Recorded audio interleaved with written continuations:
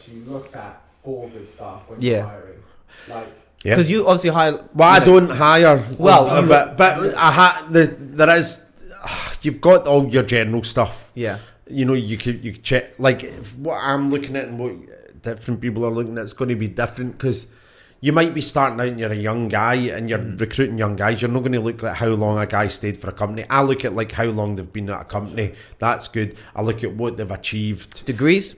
No, business? I don't look at any of that stuff. No, but I'll kind of look at like married. I look at like kids, like happily married. I look at like, does, you know, like, what's the person's interests? Like, the thing is it's like, when you ask like a person what's their hobbies, right? If a person says socialising, that generally means they like going out for a drink at the weekend, right? Yeah. It's like hobbies, socialising. That's why I used to always write, because I couldn't think of anything, right? But like, if you think about it, if a person says like playing the guitar, at some point that person's had to knuckle down and actually learn and work out the reading and working out, and it shows that they have a skill. It shows they have a skill to actually learn something and apply it.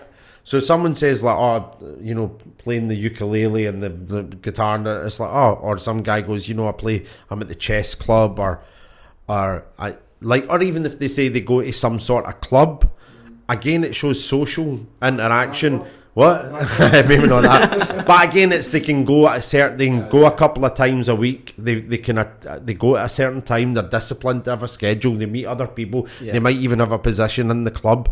It's like responsibility, you know, and they're active. So that all these little things are all little hints and cues. If somebody goes, socialising, they've had like 6 jobs in the last 2 years.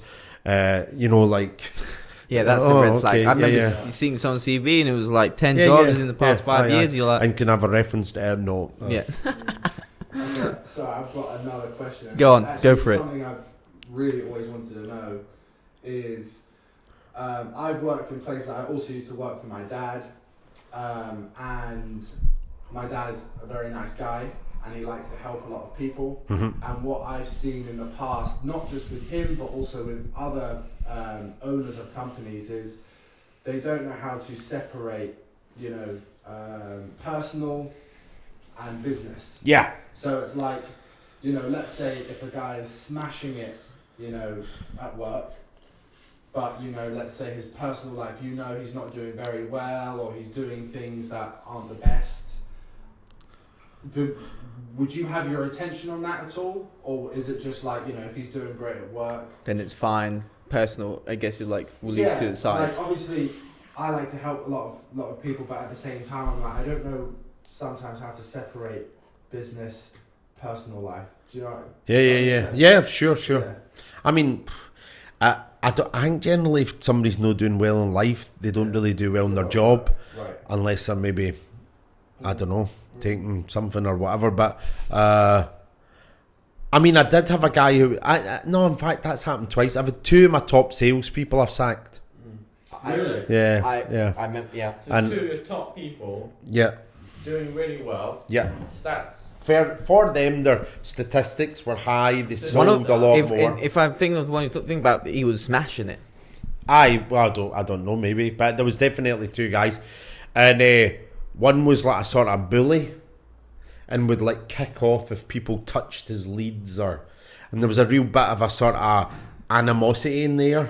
Right. And I'm like, oh, this is crap. Like, you might have one good sales guy, but you've got 9 unhappy other staff. Right. And I'm like, nah. And it's not always the case. Oh, the best sales guy, like, you know, to everyone's wrong. Yeah. So I got rid of him. I got somebody to get rid of him because I was trying to encourage them. I'm like, okay, well, what do you want to do? Like, you've got this guy, he's doing really well, but everyone else is miserable, and this guy's even to the point of intimidated, a bit scared. What do you want to do? Well, we need to get rid of him. Okay, well, let's do it. And then another guy, it was the same sort of thing, kind of dominating other folk, loudmouth, top sales guy. And probably maybe in the past, down through the past, maybe I would have been a bit more desperate for sales and put up with these sort of guys.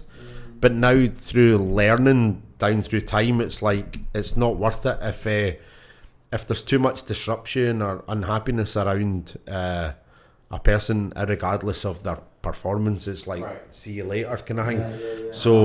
So that's happened. That's happened to me 3 times. I had another person as well that was that I really relied on, and really did a great job. And then I had quite a few staffs saying, "Look, can I do this?" And I was like,